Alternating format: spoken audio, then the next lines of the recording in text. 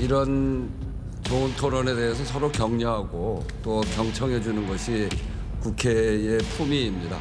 우리 밤새워서 고생하신 정성국 의원님 위해서 큰 박수 한번 부탁드립니다. 이제는 그 재료가 다 떨어진 것 같아서 진짜로 내려가겠습니다. 마지막 인사 드리고 내려가도록 하겠습니다. 예.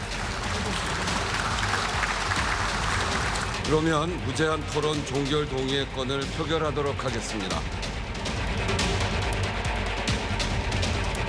총 투표수 189표 중 가 188표, 무효 1표로서 가결되었음을 선포합니다.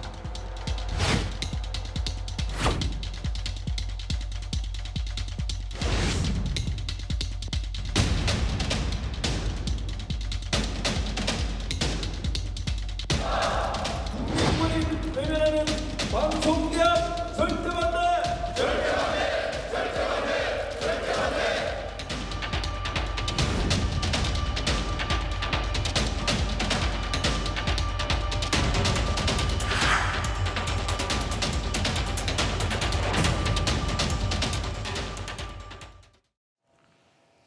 자, 이번 이야기부터 정혁진 변호사가 또 함께 도움 말씀 주시겠습니다. 안녕하십니까? 네. 어서 오십시오.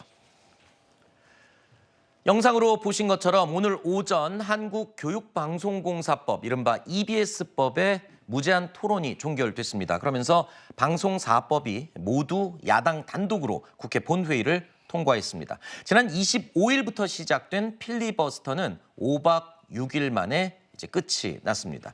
마지막 EBS법 개정안에 대한 무제한 토론에서도 역대 최장 기록이 경신되기도 했는데 여러 가지 많은 일화와 말들을 남긴 그런 이 필리버스터였던 것 같습니다. 그러니까 필리버스터 기존 최고 기록이요. 네. 윤희숙 의원이 세웠는데 12시간 47분이었거든요. 요번에 이 기록을 깼는데 그 김용태 의원이 8시 32분부터 무려 13시간 12분 동안 했다는 거예요. 네. 13시간 동안 서 있기도 힘들 것 같은데 그런데 이게 무슨 의미가 있나 하는 생각이 드는 게 지금 똑같은 루틴 아니겠습니까? 야당에서는 상정을 밀어붙이고 그러면 여당에서는 필리버스터 하느라고 시간을 어느 정도 끌고 그리고 난 다음에 투표하고 가결되면 어떻게 되겠습니까? 이번에 또 대통령이 거부권 행사하실 거고 그러면 재의결 됩니까? 재의결된 거 하나도 없고 이런 식으로 쳇바퀴 돌듯이 딱 그렇게 되어가는 걸 갖다 보면 국민들이 다른 걸 다 떠나서 이 국회에 대해서 어떻게 생각할 것인가 네. 여기에 대해서 민주당에서는 진지하게 반성을 해야 되는 것이 아닌가 싶습니다. 지금 저희가 도표로 보여드리고 있는데 이 순서가 지금 무한 쳇바퀴 돌듯이 계속 반복이 되고 있는 겁니다. 5박 6일 동안 반복이 됐고 이게 끝이냐? 아닙니다. 앞으로도 계속 이런 과정이 반복될 것으로 예상이 되고 있습니다. 일단 길었던 필리버스터는 끝났습니다만 끝나자마자 민주당은 곧바로 개정안 단독 처리, 방송사법은 모두 국회 문턱을 넘었고 이에 이 추경호 원내대표는요. 윤 대통령에게 제2요구권을 건의하겠다고 밝혔습니다. 결국에는 그림에서 보이는 저 과정이 또 반복이 되겠죠.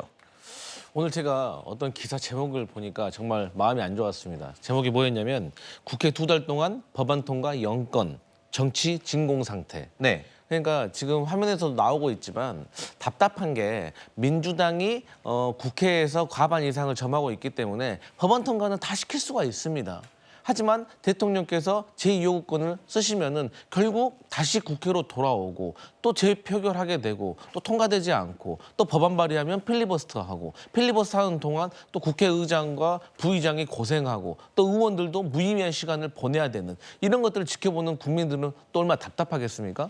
그래서 제가 여쭤보고 싶은 거는 국민의힘 그리고 대통령도 반드시 통과시키고 싶은 법안이 있으실 거예요. 왜냐하면 정부가 성공하기 위해서는 정책이 구현돼야 되고 정책이 구현되기 위해서는 법률과 예산으로 뒷받침이 돼야 되는데 지금 이런 상황에서는 여당도 야당도 법안 통과를 하나도 시킬 수가 없는 그런 진공 상태인 거잖아요. 네. 그래서 저는 뭐 탄핵이라든지 아니면 특검이라든지 이런 정치적인 정쟁적인 법안이라도 약간 제쳐두고 사실 민생 법안이라든지 아니면 각 당에서 정말 이건 통과시키고 싶다 이런 것들은 하나씩이라 좀 꺼내가지고 네. 서로 주고받으면서 통과시킬 수 있는 그런 정치력을 좀 원내대표들이 발휘해야 될 때가 아닌가 저는 그런 생각해 봅니다. 박채곤님, 지금 말씀만 들어보면 좀 민생과 관련된 그런 법안들을 좀 처리했으면 좋겠다 이런 말씀도 해주셨는데, 근데 지금 민주당이 준비하고 있는 내용들 보면은 전국민 25만 원 지원법, 또 노란봉투법 상정, 뭐 이런 내용들, 이게 다 정부나 여당하고 지금 입장 차이가 큰 법안들이 또 줄줄이 예고가 돼 있어요. 이 무한바퀴 쳇바퀴가 또 반복될 수밖에 없는 거 아닙니까? 그렇죠. 그래서 좀 답답한 마음이 들기는 하는데요. 근데 어쨌든 이 지금 법안들이 계속해서 상정되는 그 법안들을 자세히 살펴보면 결국 21대 국회에서 민주당이 이제 발의를 했는데 대통령께서 거부권을 행사하셨던 그 법안이라는 점이 특징입니다.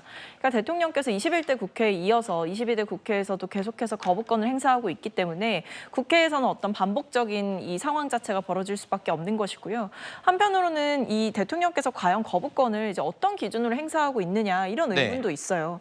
왜냐하면 어떤 대안 제시라던가 여당과의 여야가 어떤 대화를 통해서 타협점을 찾아가기보다는 지금 보면 여당도 대통령의 거부권을 건의하겠다 이런 방식으로 뭐 심지어 이번에 방송 4법만 보더라도 국회의장께서 중재안을 제시하면서 대화와 타협을 할 수 있는 장을 열었음에도 대통령께 거부권을 건의하겠다라고 하면서 이런 지하에 거절하는 모습을 보였기 때문에 결국 여당도 대통령의 거부권을 기대고 대통령께서는 그냥 마이웨이로 가고 있다 보니까 국회에서 어떤 일을 해도 결국엔 무용지물이 돼버리는 이런 현상들을 보면서 좀 서로가 반성해야 할 것 같습니다. 같은 과정이 계속 반복되다 보니까요. 5박 6일 동안 저희가 어제 했던 내용과 오늘 얘기를 나눈 내용이 뭐 크게 달라지는 게 없을 정도로 그 내용이 또 반복되는 그런 느낌이 들 정도거든요. 그렇습니다.